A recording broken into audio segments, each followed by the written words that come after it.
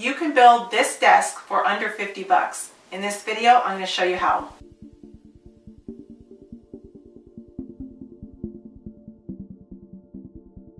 One of our most popular furniture collections is the Rustic X collection.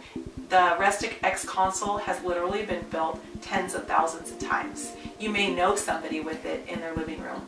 We've had a lot of requests to add to it, and we've steadily been adding more plans. This week, I'm going to show you how to build the desk version.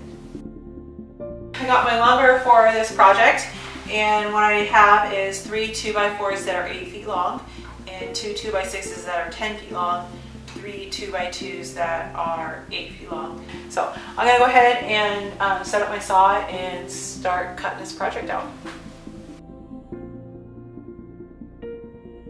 So the easiest way to cut this project out is to use a compound miter saw, and I'm lucky enough to have mine all set up on a workbench, and it's got a stop block so I don't even have to measure before I cut, but of course you can just use a tape measure and make your cuts really quickly.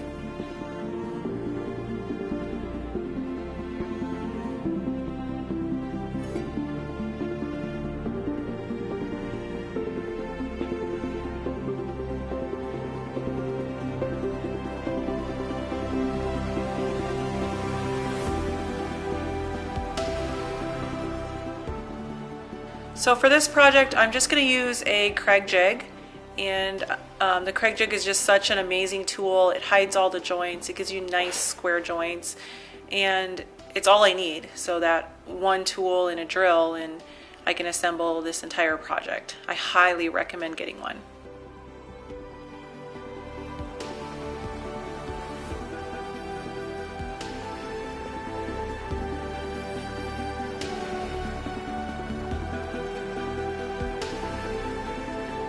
You notice on the Kreg jig, I'm going to place the pocket holes on the outsides because that'll get covered up with the top later on, and it's a stronger joint that way.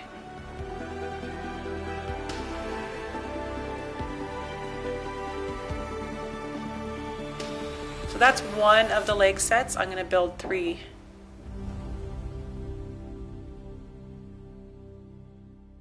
While my leg sets are free and not attached to a desk, I'm just going to go ahead and put the X detailing in it. So I just kind of scribed where I need to cut, but then I first cut a little bit off of the line so I could tell if how I set my saw was accurate. And then once I realized that the 2 lines are exactly parallel, went ahead and made that final cut. It just gives you a second chance to make sure that your saw is set right. So for this second part of the X, what I do is I just cut another one that's identical. And then I overlap them, and I'll trace the overlaps.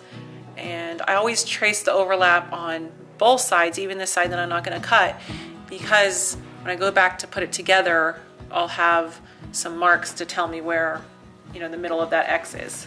So same thing here, I'm just going to cut a little bit off that line, readjust my saw, and then cut right on the line when I'm happy with it.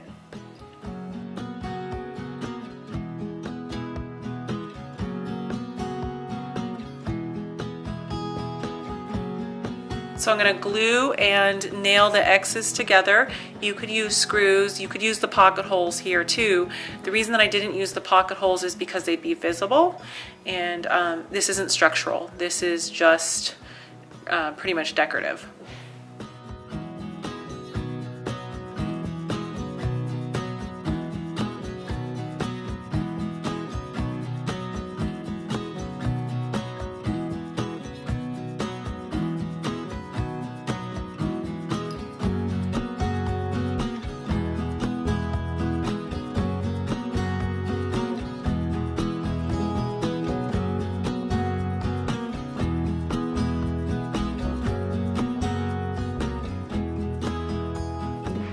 Now I'm going to start making it look like a desk. So I'm going to tie it all together with some 2x2s. And these are just furring strips. They were literally $2 for an 8-foot stick. So super cheap, but still super strong, and they stain up nice and look really beautiful.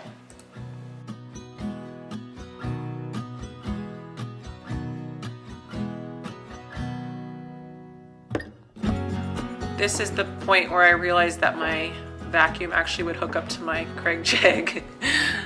Okay, so what I like to do is do as much work as possible on my workbench. So I'm gonna work on that storage area first. So just a little bit of glue, and also notice how I'm trying to use gravity to my advantage whenever possible. So I'm gonna push down with the drill, and this just helps me, it helps keep the board in place while I'm drilling, and you don't have to push as hard because gravity's working for you. And again, the pocket holes are on the bottom and on the top where they'll be covered with the top later on.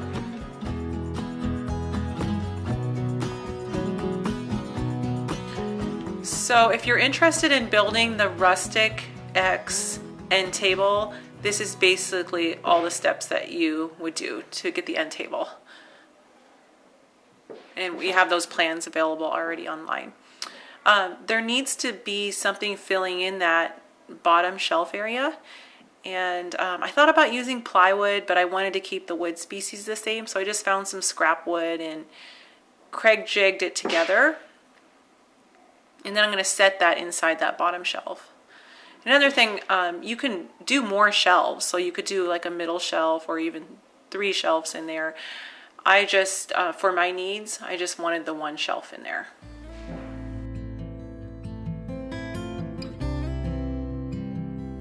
And then I just switched up the pocket holes to the 3/4 inch setting. I'm using 1 1/4 inch pocket hole screws. And again, the nice thing about the Kreg jig is this is all hidden.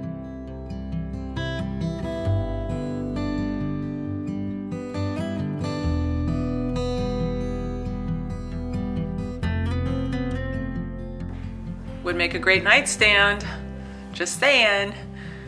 All right, so now I'm gonna turn it into a desk.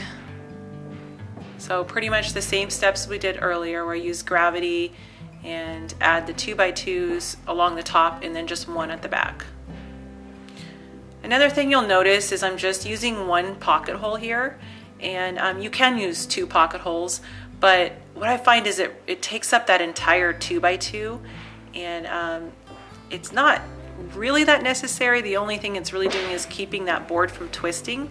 So if you just add a little bit of glue, that will hold your board and keep it from twisting, and then the pocket hole screw will keep it secure. And it saves on screws. You're literally using half as many.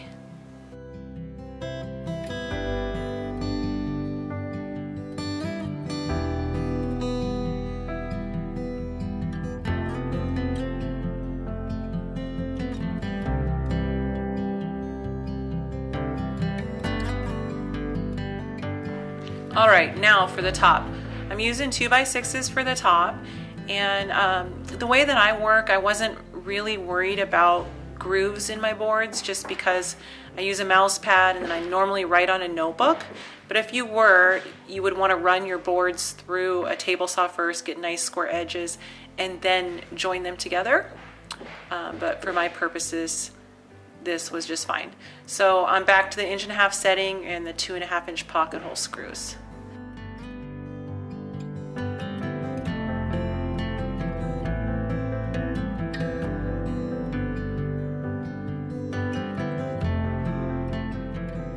My little helper wants to build a birdhouse so bad.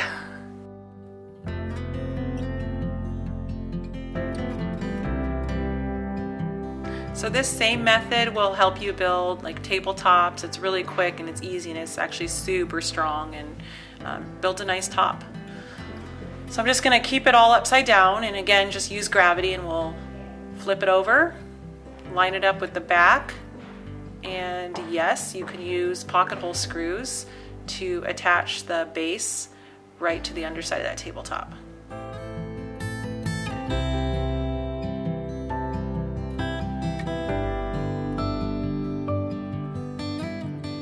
All right, now to stain it. I'm using Golden Oak by Varathane, and it's nice medium neutral brown color. And of course I sanded everything first. And what I do is I'll start at the most difficult places to stain first, and then I'll work my way outward.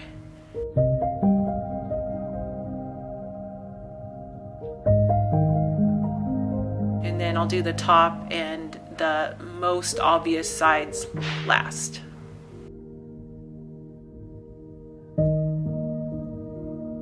So for a little detailing on the corners, I'm going to add some corner braces. And these are just available off the shelf. I think they're about $3 for a 4-pack, and they include the screws. And just screw them right on.